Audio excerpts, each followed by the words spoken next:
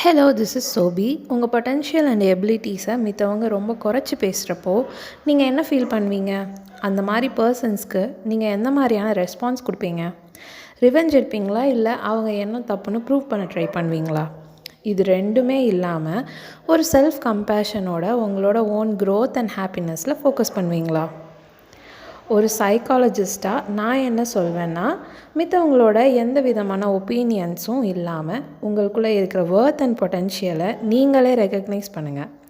ஒரு சக்ஸஸை நோக்கி நீங்கள் போகிறீங்கன்னா அதுக்கு உங்களை பற்றின ஒரு அக்செப்டன்ஸ், செட்பேக்ஸ் ஏதாச்சும் வந்தால் அதை பற்றின புரிதல், கிரிட்டிசிசம், இது எல்லாமே பார்ட் ஆஃப் தி ஜேர்னின்னு அக்செப்ட் பண்ணிக்கிற மைண்ட் செட் வேணும். ஏதாச்சும் நெகட்டிவ் கமெண்ட்ஸ் வந்தாலும் அதை ரொம்ப உங்களுக்குள்ளே இன்டர்னலைஸ்டாக எடுத்துக்கிறதுக்கு பதிலாக உங்களை முன்னோக்கி கொண்டு போகிறதுக்கான ஃபியூவலாக நீங்கள் யூஸ் பண்ணலாம். உங்கள் எனர்ஜியை மித்தவங்க உங்களை பற்றி சொன்னது தப்புன்னு ப்ரூவ் பண்ணுறதுக்கு யூஸ் பண்ணாமல் உங்கள் டேலண்ட்ஸ் அண்ட் ஸ்கில்ஸை டெவலப் பண்ணிக்கிறதுக்கும் உங்களோட பொட்டென்ஷியலை ஃபுல்ஃபில் பண்ணிவிட்டு உங்கள் பேஷனை பர்சியூ பண்ணுறதுக்கும் யூஸ் பண்ணிக்கலாம். நீங்கள் பண்ண வேண்டியது மீனிங்ஃபுல் கோல்ஸை செட் பண்ணிக்கிறதும் அதில் வர ப்ராக்ரஸ் ஒரு சின்ன ஸ்டெப்பாக இருந்தாலும் அதை செலிப்ரேட் பண்ணி முன்னாடி போகிறதும் தான்.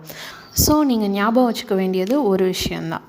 ஒரு உண்மையான சக்ஸஸ் அப்படிங்கிறது ரிவெஞ்ச் எடுக்கிறதுலையோ இல்லை மித்தவங்க உங்கள் ஒர்க்கை பாராட்டி வேலிடேட் பண்ணுறதுலையோ இல்லை. உங்கள் ஓன் ஜேர்னியில் ஒரு ஃபுல்ஃபில்மெண்ட் உங்களுக்கு கிடச்சிருக்கா, நீங்கள் சந்தோஷமாக சாட்டிஸ்ஃபைடாக இருக்கீங்களா அப்படிங்கிறதுல தான் இருக்குது. So B gentle with your self. நல்லா ஹார்ட் ஒர்க் பண்ணுங்கள். உங்கள் லைஃப்க்கு எதெல்லாம் ஹாப்பினஸ் அண்ட் ஃபுல்ஃபில்மெண்ட் கொடுக்கும்னு பார்த்து க்ரியேட் பண்ணுங்கள். லைஃப்பில் உங்களோட ட்ரூ வொர்த் அண்ட் பொட்டென்ஷியலை ரிஃப்ளெக்ட் பண்ணுற மாதிரி நீங்கள் வாழ்ந்தால் அதுவே பெஸ்ட் ரிவெஞ்ச் தான். இதே போல் இன்னொரு டாப்பிக்கில் பார்க்கலாம். Stay tune.